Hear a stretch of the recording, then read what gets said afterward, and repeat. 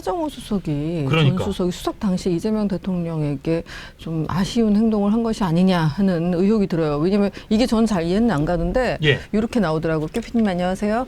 이런 생각이 들어요. 그러니까 이런 글이 많아요, 선배. 예.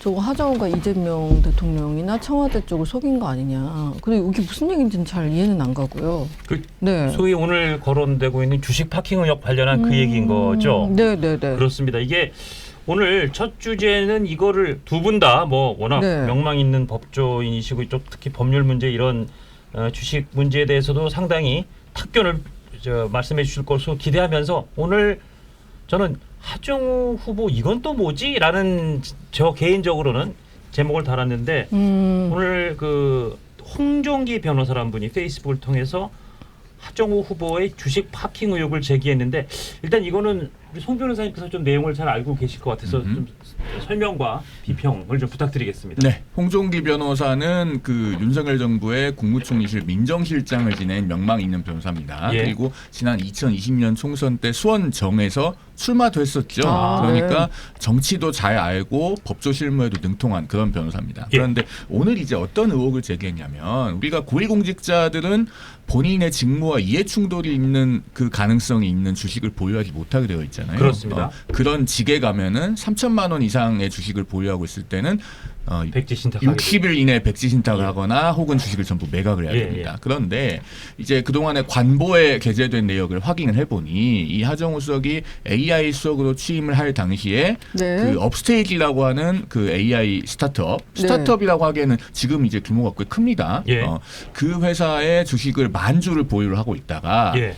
주식을 전부를 백지 신탁을 한 게 아니고 예. 일부는 매각하고 일부는 백지 신탁했더라. 예. 라는 거예요. 예. 그러니까 5,556주는 백지 신탁을 했는데 네. 그 5,556주의 가액은 일주당 한 25,600원 정도 되는 걸로 관보에 나와 있어요. 예. 네. 그런데 나머지 4,444주는 매각을 했는데 한 주당 100원에 팔았다는 겁니다. 예. 그래서 그 주식이 이제 액면가가 100원이니까 100원에 판 것으로 되어 있을 텐데 아니 그러면은 전부를 백지 신탁을 하거나 전부를 매각을 해야지 일부는 백지 신탁하고 일부는 매각을 하는 건 뭐냐. 예. 그리고 이렇게 비상장 주식의 가액을 얼마라고 특정을 할 수 있는데 100원으로 파는 것은 더더욱 이해하기 어려운 일이 아니냐. 예. 이런 점에서 이제 의문이 제기가 된 겁니다. 그렇죠. 그래서 혹시 이 주당 100원에 판 주식은 나중에 되살 생각을 하고 일부만 이렇게 매각을 하는 것 아니냐 쪼개서 그걸 네. 이제 소위 그- 파킹했다 그런 표현을 많이 쓰죠. 그런 의혹을 이제 오전에 홍종기 변호사가 제기했더니 네, 네. 이제 오전이 거의 끝날 무렵에 하정우 수석 측의 공식 입장이 나왔어요. 예. 입장이 나오면서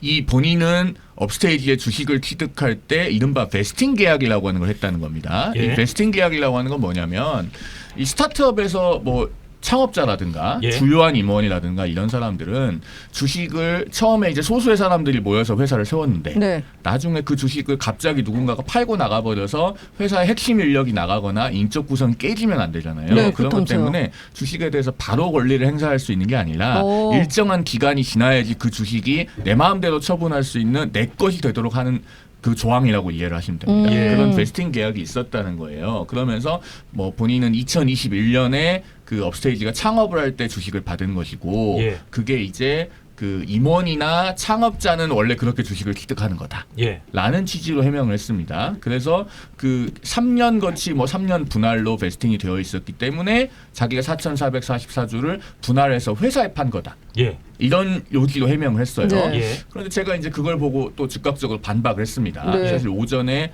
홍종기 변호사가 의혹을 제기했을 때도 제가 그런 의혹 제기가 상당히 근거가 있다. 예. 하정우 후보가 즉각적으로 답해야 된다. 예. 얘기를 했는데 일단은 뭐가 의문이냐면 제가 그 회사의 그 법인등기부등본을 한번 봤습니다. 오. 그랬더니 자, 하정우 수석 본인이 뭐라고 이야기를 했냐면 2020년에 이 회사가 창업을 했는데 그 창업할 때 2021년에 본인이 주식을 받았다고 했어요. 예. 취득을 했다고 했는데 당시 등기부 등본을 보면은 2021년 한 해를 통틀어서 이 업스테이지의 발행 주식 수가 가장 많았을 때 숫자가 15,369주예요.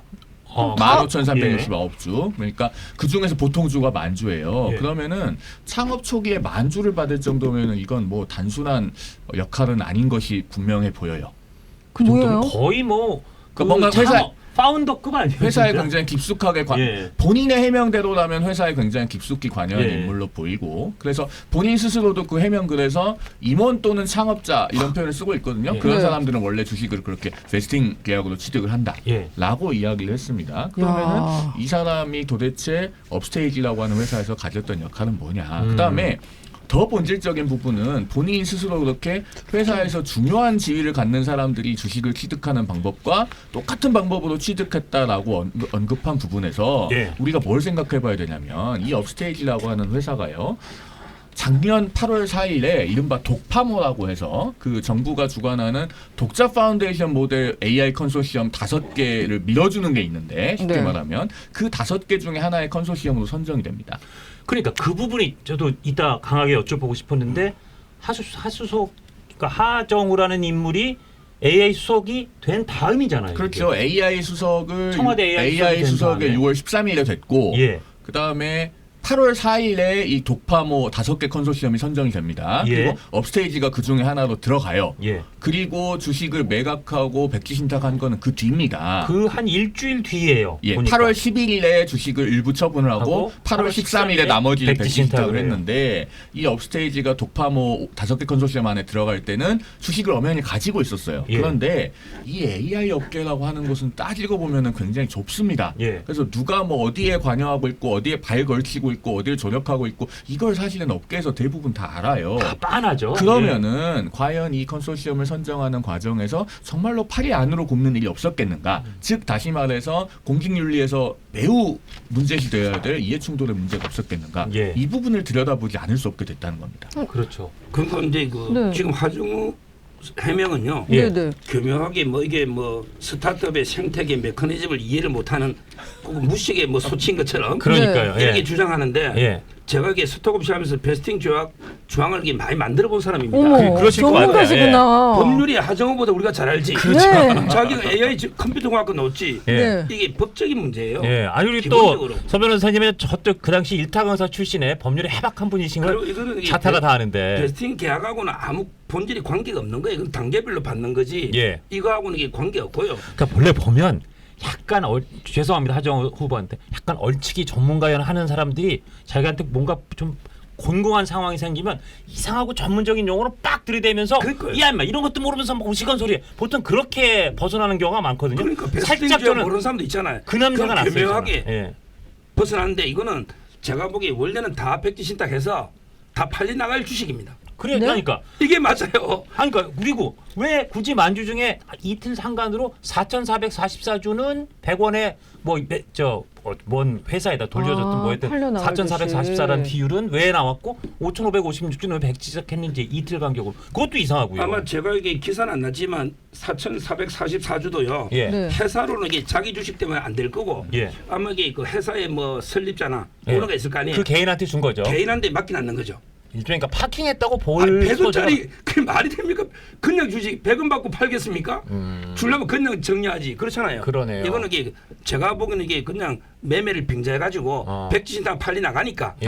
이게 주가가 한 주당 몇십만 원 갈지 몰라요. 맞아요. 나중에 그렇죠. 몇백만 원 갈 수 있어요. 맞아요. 그러니까 이제 그냥 저는 차명으로 그냥 매매 100원에 파는 걸로 꾸며놓고 했다가 나중에 AI수도 그만두거나 하면 다시 가져오면 되잖아요. 언젠가는. 그렇죠. 이렇게 저는 봅니다. 이건 뭐 100%라고 저는 봅니다. 아, 저는 사실 하정우 수석이 보면 약간 막 주민들 앞에 손도 털고 에, 부산 북구 왔지에 뭐 양말이 어디 있더라 이러길래 좀 약간 순수한 청년인 줄 알았거든요.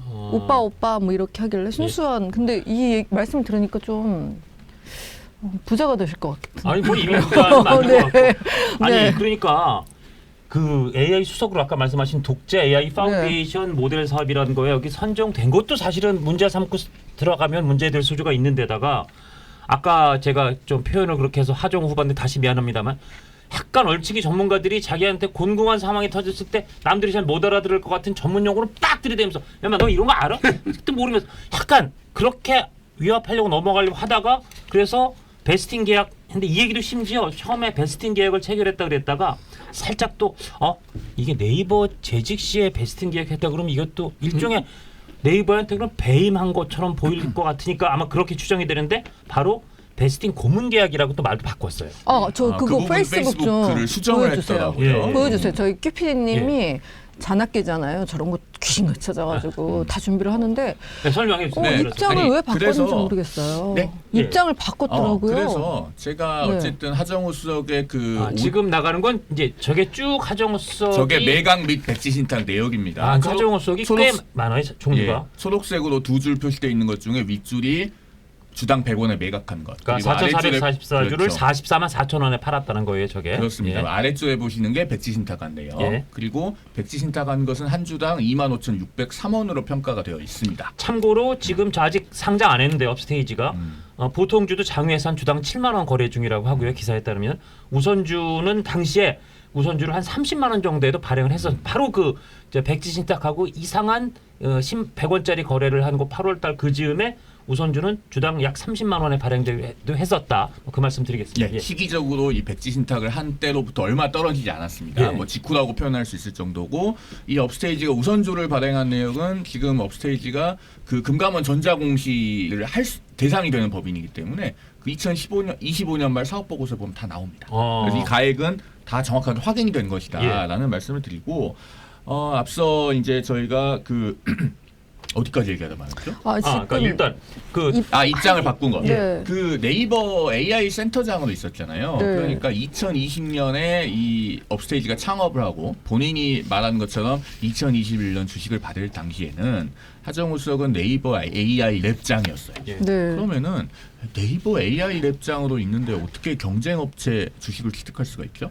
이게 기술 관련 업종에서는 근로자나 임원의 경업금지 의무가 굉장히 엄격합니다. 예. 사람이 빠져나가는 순간 기술도 빠져나가고 노하우도 빠져나가고 그 다음에 사람이 안 빠져나가고 몸은 여기에 있으면서도 경쟁업체를 이롭게 할 수 있기 때문에 근로계약서나 그 임원 그 계약서에 굉장히 경업금지 의무 조항이 빡빡하게 들어가요. 그렇죠. 그래서 어떻게 네이버에 재직하면서 이 회사 주식을 취득할 수 있었을까에 대한 의문이 가시지 않아요. 이건 하정우 후보가 정확하게 해명하지 않으면은 상당히 크게 문제가 될 수 있을 겁니다. 이 영상이 마음에 드셨다면 압도적인 좋아요와 구독, 알림 설정 부탁드립니다.